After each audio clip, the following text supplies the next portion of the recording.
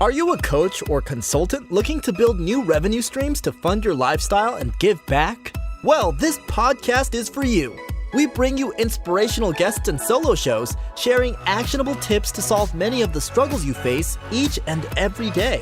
And now, over to your host, Paul Higgins.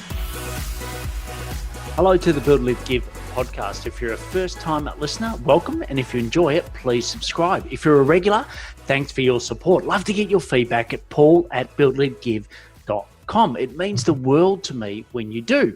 Our guest today is someone who was a journalist for 20 years and is a self-declared entrepreneur. He left and started his own PR firm in 2017, and now he seeks thought-provoking stories that the media craves. He is a connector and finds the best stories from visionary entrepreneurs and executives who understand the value of investing in themselves and their business. So why listen? You get an absolute masterclass on building and leveraging relationships. This guy is brilliant at it.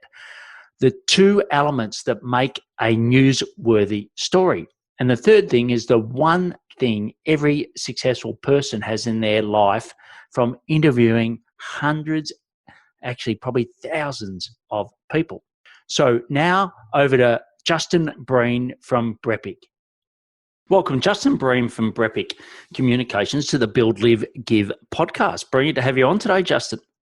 Paul, it's great to talk to you. I know it's a day later in Australia, so it's exciting how entrepreneurial visionaries can connect on different days during the same time. Spot on.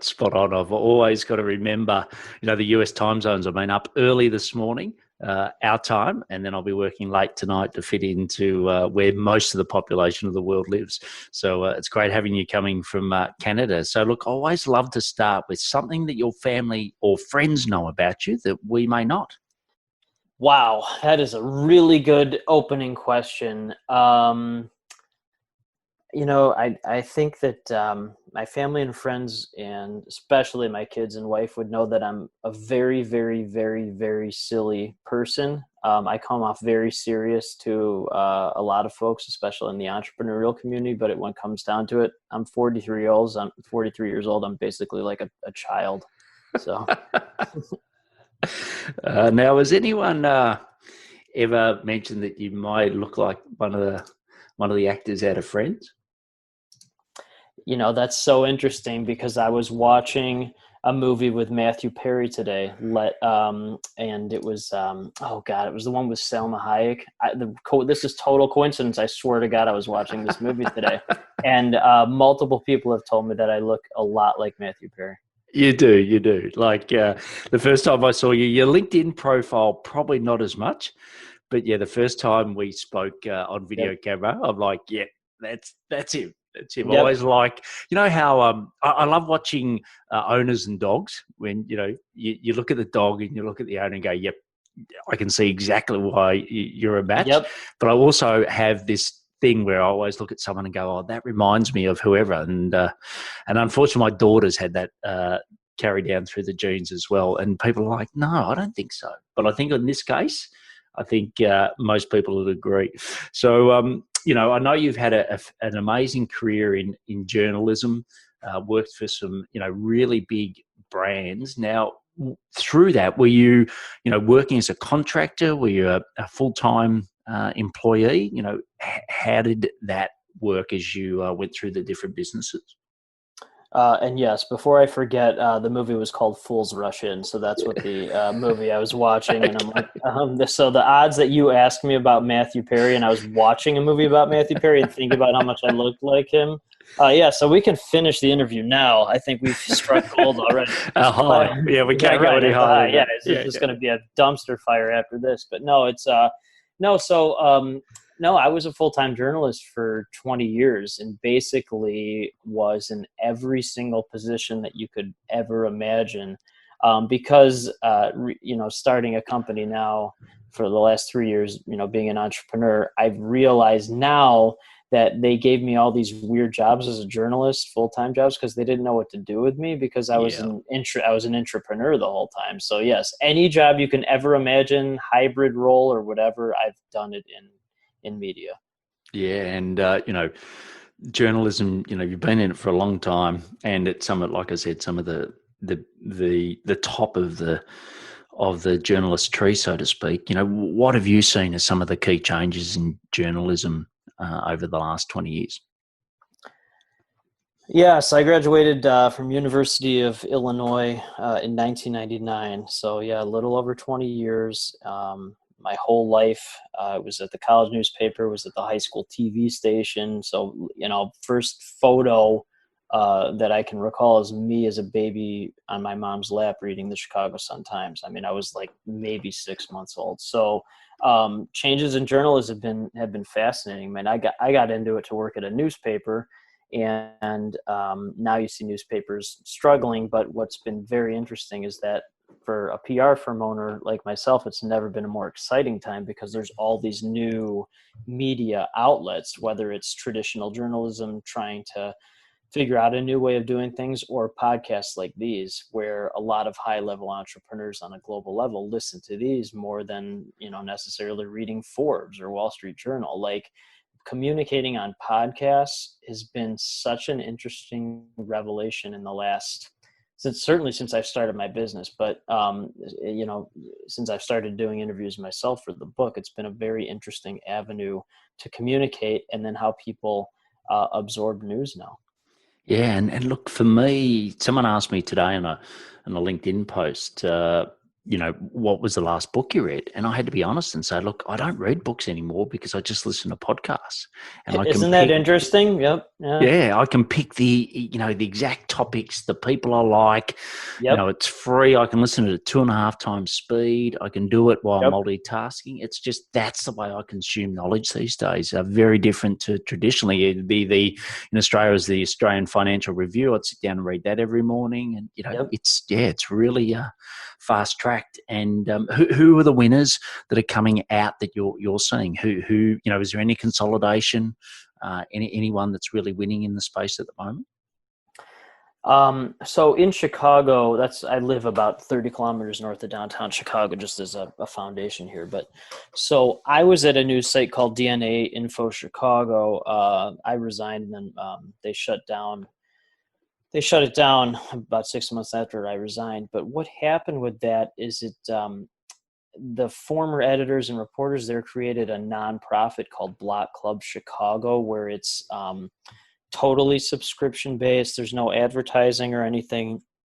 And that has provided a really interesting model for, again, like mainstream, traditional type of journalism, what you would see a newspaper reporter kind of thing moving forward, where it's based on subscriptions. They're not, slaves to having tons of print advertising or anything. It's easily able to pivot and easily able to publish quickly and not having to worry about a print product. And that's going to be a big winner now, and then moving forward as well. You're seeing a lot of other, I don't want to say it's a startup, but you're seeing a lot of type of outlets being created in that format. But again, the other big winner is these podcasts. It is crazy to me. It's amazing.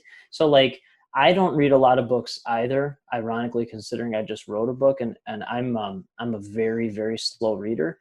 But I consume news by looking at Twitter highlights and then clicking on links through that of reputable news outlets, and then I consume a lot of news by listening to podcasts like these as well.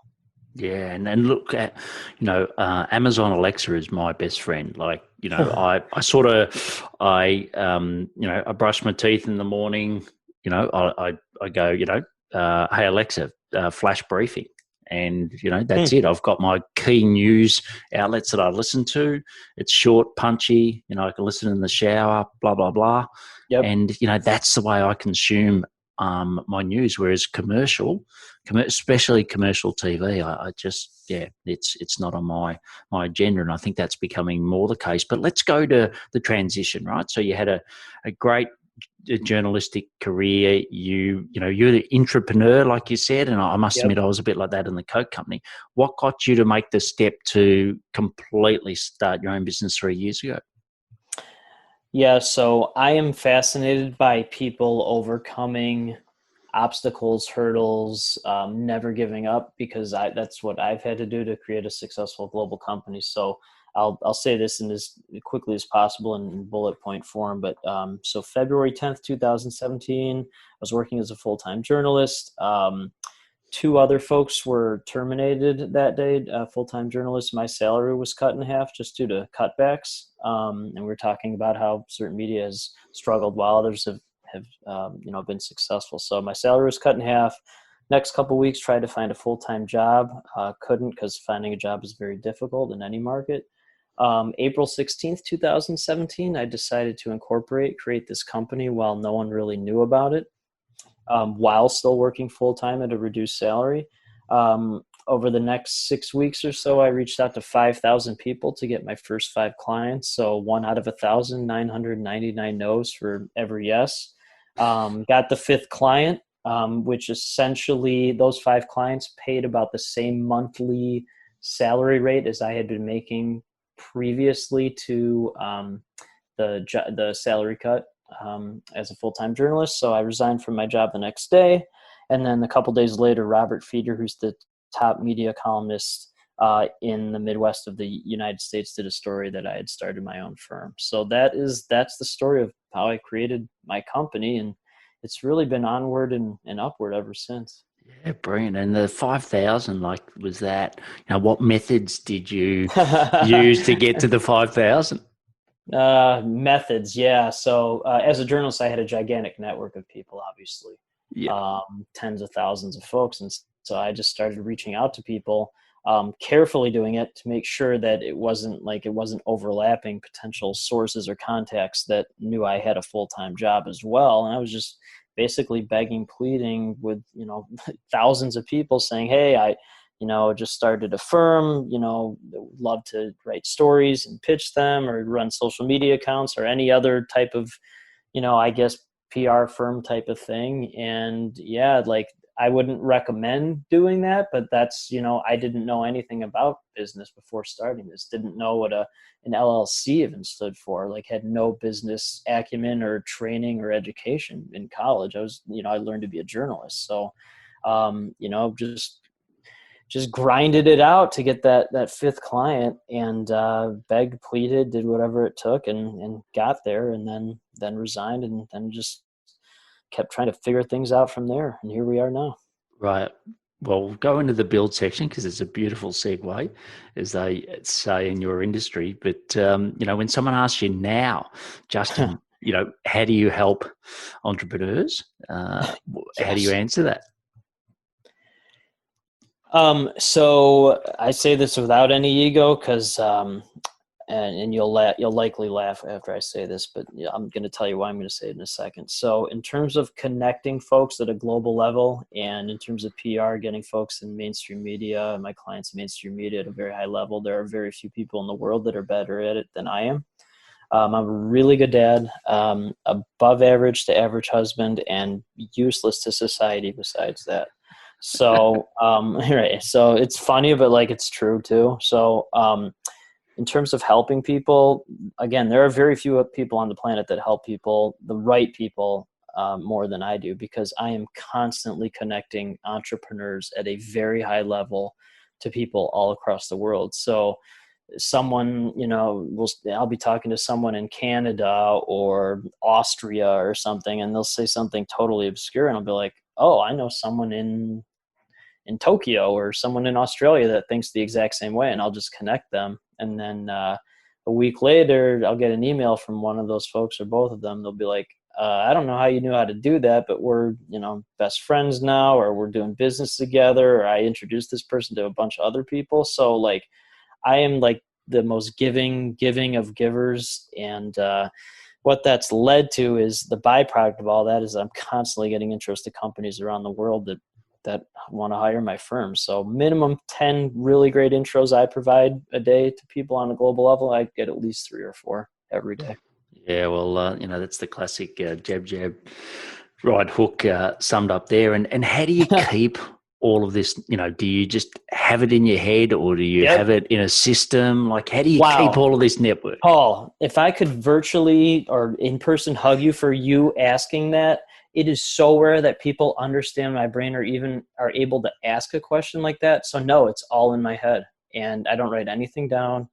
Again, that's what I mean. In terms of connecting people on a global level and the way my brain works, where I just remember weird things, maybe because as a journalist, I just talked to amazing people all day for 20 years, and I could remember certain things about certain people and then be like, oh yeah, I talked to that person 13 years ago and they said this. And like, now I'm talking to someone else who's kind of similar 13 years later. But yeah, I just can do that. I don't know how. It's just in my head, and like there's no CRM or anything like that. And most people obviously need one of those, but I don't. It's just kind of, and the beauty is like there's no limit to it. So like my wife's a doctor. She has a photographic memory. Like the first date she and I ever had was the day before she started medical school. So I watched her study and just learn things like that. So her brain's pretty phenomenal in that regard. And mine in this way is really interesting too.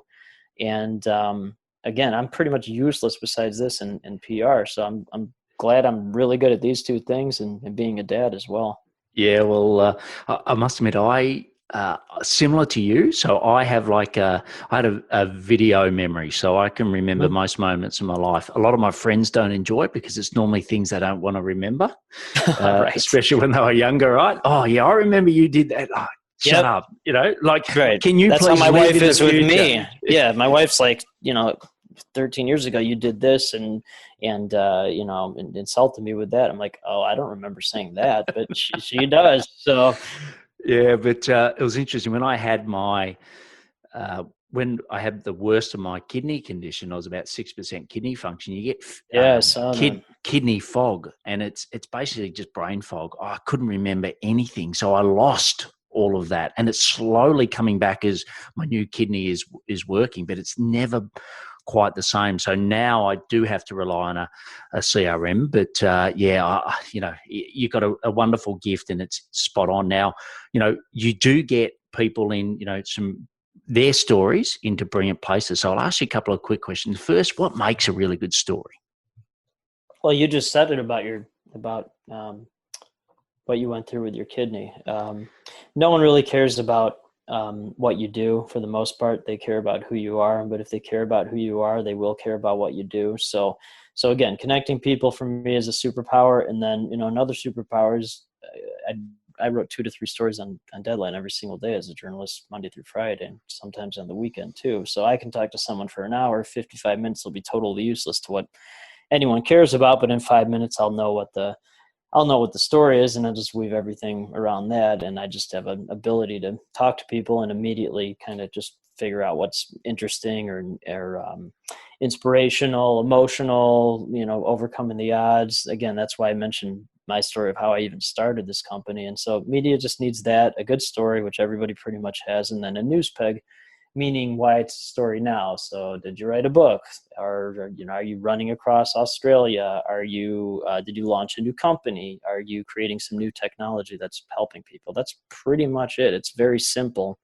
And so, my company has one very simple thing that it does at a super high level, and it only works with visionaries who look at things as investments, not costs. So someone's like, what do you cost? What do you charge? Those people go away immediately. And I only work with people with a very high level of abundance mentality and investment mentality. And what that has created is this global incubator of geniuses around the world. And we're just constantly introducing each other for mutual gain. So it's just a really cool thing to, like you said, it's a gift. Like I really don't take it for granted how my brain is in this regard, for sure, because I'm very lucky to have a brain like this. Yeah, and you talk about the human stories. I know from a Facebook ads perspective, etc. It used to, those ads that absolutely made you cringe. The big arrows and it was all feature based, etc. Whereas it seemed like the new world was, the start of 2020 was all about human-based stories, and if I had $1 for every time I heard human-based stories, I wouldn't have to work. From your perspective, has there been a change in that, or has that always been the case?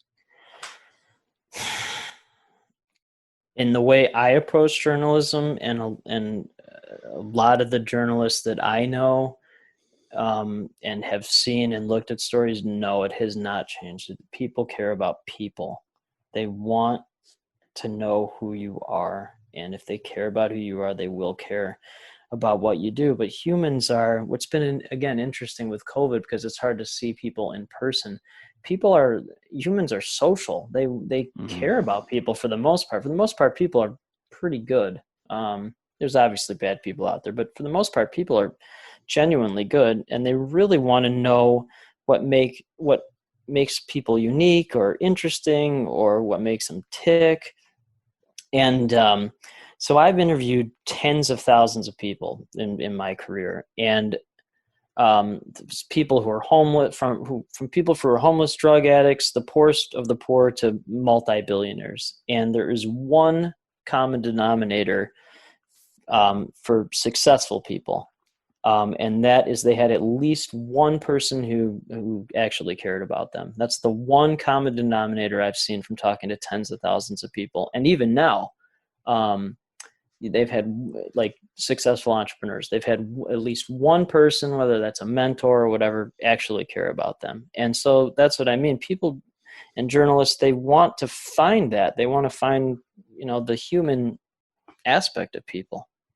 Yeah. And I had and I'll put it in the show notes, but I did have a guest who, just basically had an amazing story. Came from Vietnam. Whose mother came from Vietnam. She was paralyzed. Got here, out of the 1 in 20 million that she was in the 1 million of the 20 million that left and actually got to the US. Wow. And there was just one teacher that took this kid on. And, he graduated out of Harvard. He's, has an amazing career, but there was just one teacher that really made a difference. Yep. And every year, the guest goes back and talks to that teacher and takes him out for dinner, etc. But, I think, definitely that resonates with me. So now, you've got the story, which is excellent. So, open the kimono a little, like, how does it work? How do you get your clients' stories into the media versus some people that end up on the cutting floor? Yeah, that's a good question. And so your brain really fascinates me, by the way. We're very, usually I don't talk to people who have similar brains to me, but we have a lot of similarities. It's kind of weird, because I think in 3+ years of running this business, I've met 3 or 4, maybe 5 people with really similar brains to mine. And you're pretty close to that. So yeah, I just don't look like a famous movie star. That's well, my wife gave me a 2 full buzz cut. So I look like I should be in the military right now. So I stopped looking like Mr. Perry, but see, now I forgot the question, but it's, so the question is, how do you get, what helps you get in the door versus others? Okay. So as journalists, you get hundreds of these useless press releases a day from people you don't know, usually sent in bulk email form. So companies hire my firm from a journalistic perspective for 2 reasons. One, as we just talked about, I actually know what a good story is that's not press releasey. It's like actual newsworthy story. 2, I have media contacts all over the place. And so I'm able to connect directly with journalists, whether it's social media or email or calling them or whatever it is. And then the other thing is, if I reach out to a journalist in some obscure market or some obscure publication that no one's really ever heard of, but it's very important for the client to be in there, then those journalists will check. Journalists are very high fact finders for the most part. If you're not a high fact finder and you're a journalist, that really doesn't make any sense, because journalists are endlessly curious. So the journalists will look up, oh, this guy was a high-level journalist in Chicago and wrote all these amazing stories, and then we'll see all these articles about, what I did, and then all the coverage about me since I started the business. Be like, oh, this person actually knows what they're talking about. I'm gonna, want to work with this person. So that's the difference. It's real relationships with journalists, and then journalists actually looking up who I am and what my firm does, and they're like, oh, this person actually knows what they're doing, as opposed to like, here's another dumb bulk email about someone who just got hired at a company I don't care about, and they didn't tell me anything about the person that was hired. Yeah, and look, I think it's that sunk cost, right? It's like podcasting, to get on some of the best podcasts in the world, there's a bouncer at the door, right? And that bouncer at the door is normally a podcast valet, and they will be able to get you into that nightclub quicker than anybody else. And I think if you count up all the time that you spend, your time and your team's time trying to get on the right shows, it's just far cheaper to get a valet. By the sounds of it, it's the exact same thing with media. Don't try to, you spent 20 years in the industry. Don't try to, spend all of that time yourself, where you could just go to an expert like you. And some people might say, well, look, I don't really have a story to share, Wrong. Yeah. So talk about that. When someone says, yeah, I don't have a story that would work. How do you? Yep. So that's again another good question. You would an excellent journey. I mean, you get it, man. So like, I can't recall talking to one person who didn't have a good story, because that's again, that's part of my unique ability. What I like, and one of my superpowers, I can just find out. So it's very hard for people to look at themselves and know what a good story is. They just don't they don't think about things in those terms. So I get that question all the time, or that comment all the time from people that are like, oh, I don't think my story is that interesting. I go, oh, trust me on that. It's very interesting. And what you're up to is super interesting too. So again, that's why you talk about having experts. That's why people hire my firm, because I know what a good story is, and I know how to talk to people to get that story out of them. It's almost like a therapist, just talking to someone in that, because I can't tell you how many times people have told me personally, like, oh, I've never told that to anyone else before. And I just know how to extrapolate or kind of dig that out of them. It's like digging for like little gems in a pile of rubble, and then finding it. And then when someone says something very interesting or newsworthy, because I have no attention span and I get bored very easily, but when someone says something super cool, or I know it's a story, my brain just pings like immediately. It's like, boom, okay, that's the story. Like, there's no hesitation. It's just like, okay, I've done this my whole life, and I just know, I know how to do this. It's like you said, it's the experience you're paying for and the expertise.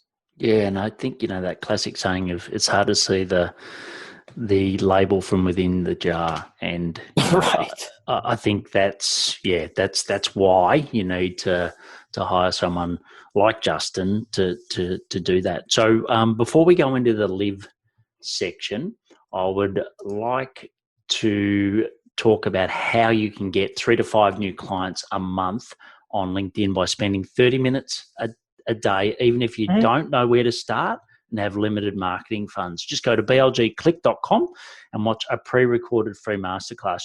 We'll show you 3 key things. One is the secret formula, 10 times your views and be an authority on LinkedIn, which is very important given what Justin does, that trust point. The second is the 7 killer elements to get 50 likes and 20 comments on every post. And the third is the script to get 80% response rates to your LinkedIn messages, because we all know what it feels like when you get crickets. So go to blgclick.com and watch my free recorded masterclass. Many of the activities mentioned can be implemented by a virtual assistant as well. So if you don't have one, I highly recommend getting one, and just go to buildlivegive.com/VA and we can help you in that regard. So the next section, as I said, is the live. So what are some of the daily habits that make you successful? Well, I'm glad you mentioned in that advertorial break about kind of your expertise and what you do. Like I just passed 22,000 connections on LinkedIn, and it's a goldmine for connectivity, and I use it as essentially like a commercial for other people, and talk about, like, highlight my clients or highlight great people that I talk to on LinkedIn or something like that. And it just creates endless endless joy for people. And it absolutely 100% leads to, the byproduct of that is it leads to, business from my end. And it's just, for me, like, I just know how to do that. And I think your expertise it's absolutely complementary. So I'm glad you mentioned it, but like, living and habits, wow, there's so many, dude. Like, I run 6 days a week outside, no matter the weather condition. I've done that for 15 years. I'm very focused on unique ability, meaning like what I like to do and what I'm good at. So I know that I'm really good at writing stories and pitching them to media. And I know I'm really good at connecting people on a global level. And I don't really do anything else besides that. Like, there's a little bit of admin in my company, but 99% of it is focused on my unique ability. So habits and knowing what you're good at and being intentional with how you communicate with people and weeding out the people you definitely don't want to work with, and focusing and magnetizing the people and businesses and brands that you do want to work with. It really just streamlines everything, and it eliminates all the noise. Brent, now this question is going to be a bit tough for you because, you've already admitted that Sarah's got a photographic memory, right? Uh-oh. So She's going to listen to this. She's going to listen to this and she's going to remember every word for the rest of her life, right? So pressure's on, but, what would you like to say to her about all the support she's given you through this transition and you doing the thing you love? So from a practical sense, if you look strictly at things in black and white, my wife is, she is a pediatrician. She has an amazing job. We have incredible health insurance. And that specifically has allowed me a great deal of runway and ability to really take chances that if I had to have been the breadwinner early on with this company, it would have been much more difficult. So I absolutely own that experience, and am very, very, very thankful and grateful for that. That said, she and I met the day before she started medical school, and I've seen what it took for her to get to that point, and then what it's like to date, what it's like to date a medical school. And we didn't date, like there was no dating. So it was like, I watch her study and, or she wakes up at 5 a.m. and reads a book while I'm sleeping next to her. So it's like, that was our dating experience. So I needed to say that because it's like, people need to understand that's part of the journey as well. Yes. My wife is not an entrepreneur, thank God. She is stable. She is not high and low. She's very practical. Since I've started this company, she's been super excited 2 times since I started the company. One is when I started, she says, "You're going to have an incredible business." And 2 is when when I wrote this book, she said, "It's going to be unbelievable and change people's lives." She does not say stuff like that unless she means it. So when she does say stuff like that, I don't like, it's not just her being a supportive wife. Yeah. Sorry, that sounds a little bit like the 2 moments you buy a boat, the only 2 moments you're going to enjoy is the day you buy it, the day you sell it. I thought that's where you were going, but it's not. It was not, and I'm definitely not comparing my wife to buying a boat or selling. I'm certainly not selling the boat. That's the boat. The boat. I'm going down with the boat for sure. I would be like one of those captains that just goes down with the ship. Like, there's no way. She will never get rid of me. I'm like a leech with her. So people meet my wife. Because I throw like a lot of cool parties with like client appreciation parties and stuff, company things. And people meet my wife and they go, "Wow, your wife is really amazing." Like they are absolutely flabbergasted that she married me, because it like doesn't make any sense. Because like I'm kind of all over the place and, entrepreneurial wackadoo. And she's just this kind, like loving, sweet, beautiful, great mother, successful doctor, it's just like, it's a very interesting match of brains. And no, I mean, one, there's no way this company, I mean, I would have been like, I just picture myself without my wife sometimes, and I'm like, oh God, that would not be good for me or for society. But yeah, she's basically given me a life in every way. And in fact, the book, like, a lot of people have like these big dedications, in books or whatever. So mine is like, to my wife, who has given me a wonderful life in every way imaginable. Like, it's not even to my kids, it's to my wife. It's because there's nothing, I would be basically nothing without her. Yeah, well, I think she's going to be happy with those memories. Very happy with that memory. The book, right? So Epic Business Book. And is it epicbusinessbook.com? Is that the URL? Oh yeah, so it's brepicbusiness.com, and because my company's name is BrEpic, so I just did brepicbusiness.com. But yeah, you can just find it on Amazon or Books A Million, Barnes and Noble. It's all over Australia, all over the world, in all sorts of different places. So it's pretty easy to find. And what's, someone gets it today, what are they going to walk out with? What's the key thing they're going to take away from the book? Yeah, that's a good question, because the number one thing that entrepreneurs have told me about it is that they have valued the chapter about only work with people that look at things as investments, not costs.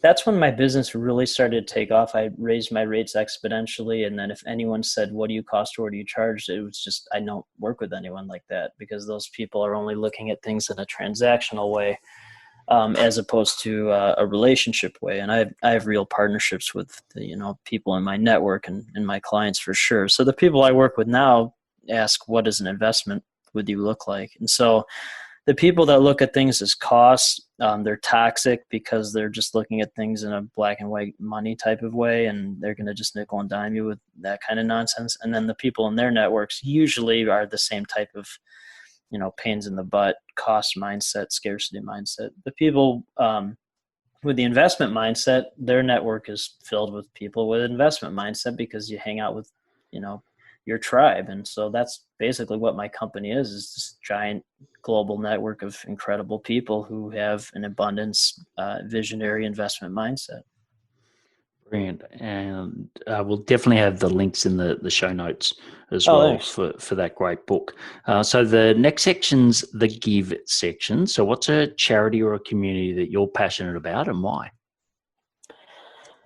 Yeah, so one of the cool things about being an entrepreneur is you have this freedom of time, relationships, money. You get to basically do whatever you want to do with the folks you want to partner with. So one of my clients is the Chicago Academy for the Arts. It's a private arts-based high school in Chicago, and it's also a nonprofit. And so about a year ago, I started a scholarship fund, the BrEpic Scholarship Fund for the school. So I give us, like, it's amazing. Like, I was just a journalist or whatever, which was great. But like, now I've started a scholarship fund for an entrepreneurial mind high school student who's like already started, and it gets given once a year. So it's given to a student like who's already started a nonprofit, who's already started a business or is thinking about running a business. And it's been a really great way to pay things forward.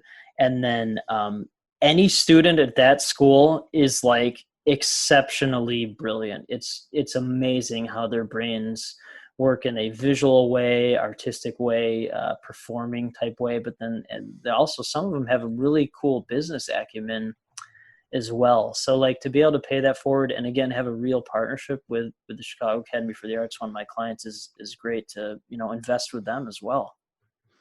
Excellent. And, all of my book proceeds that I spoke about before. Yeah, I saw that you donated to the foundation or whatever. Yeah. So it's the Purple House. You can just go to purplehouse.org.au and you can find out more. So the last section's the rapid fire section. So I'm going to ask you some questions and get some rapid fire responses. So the first one is, what are your top 3 personal effectiveness tips? Do what you would like to do and what you're good at. Again, only work with people who look at things as investments, not costs. And this is personal / business, but when you start a business, it really takes 2 full years to figure it out. Yeah, hallelujah to that. I say double the time and halve the income. Right. What's a piece of tech that is essential for running your business? Yeah, so my business is entirely virtual, especially now. So, wow, that's a really good question. Nothing has changed for me since COVID, except business has exploded in a good way, and then I have no in-person meetings. So Zoom lately has been gigantically beneficial for me. Yeah, hallelujah. What is your best source of new ideas? Wow, I have so many good sources for new ideas. To sum it up quickly, I talk to minimum 7 to 10 people like you on a global level every single day. So talking to amazing geniuses like you, that's the best way to find new ideas. And the last question is the big question, and I always leave it to the end for that reason. But what impact do you want to leave on the world? Yep.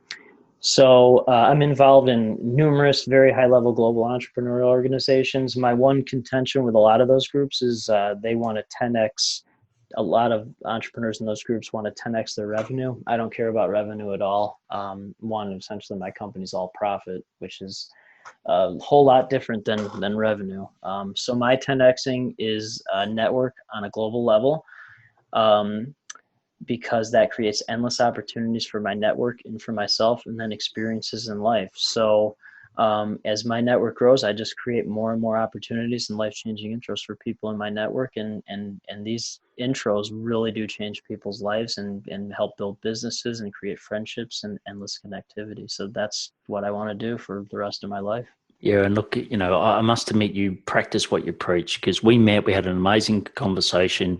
You introduced me to people. You did a post on your LinkedIn about me. So I can tell, everything you say, you practice and you do. And God, I preach this. I live this. I only work with people that think the same way. Because again, when you do this, and I know you're trying to wrap up the show, but like this, I think is important, but it's like, when you do that, it just magnetizes other people like you and repels people that don't get it. And so again, when you just magnetize the right people, it just builds and builds and builds, and it grows and it grows, and there's no limit to it. It just keeps growing and growing and growing.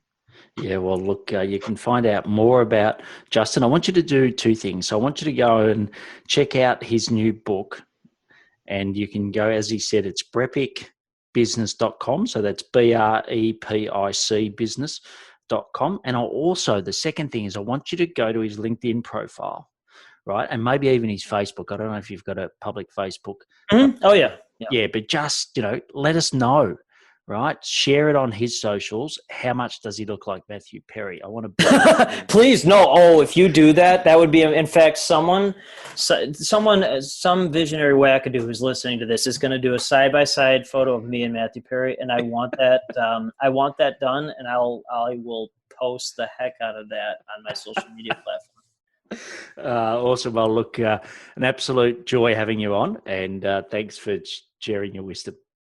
Paul, you're the man, dude. I'm going to intro you to so many cool people. It's only the beginning of greatness for sure. Excellent. Thanks, Justin. Bye. I love how Justin focuses on his gift. I really thoroughly enjoyed that interview. So you can get all the show notes at buildlivegift.com. I'd love you to share on your socials if you think Justin looks like Matthew Perry. So go on his Facebook, go on his LinkedIn, and I hope you think there's such a strong likeliness like I do. I would also like to apologize to Davis Nguyen. He was a guest on episode 186, and I forgot his name during this episode, but I will never forget his memorable story. If you believe someone you know would benefit from the show, please share it with them. You can learn the 3 steps to find and convert your ideal clients on LinkedIn in a pre-recorded masterclass. Just go to blgclick.com. Please take action to build your business and lifestyle, and most importantly, stay well. Thank you for listening to the Build, Live, Give podcast. If you like what you heard, please subscribe and leave us a review. It would mean the world to us.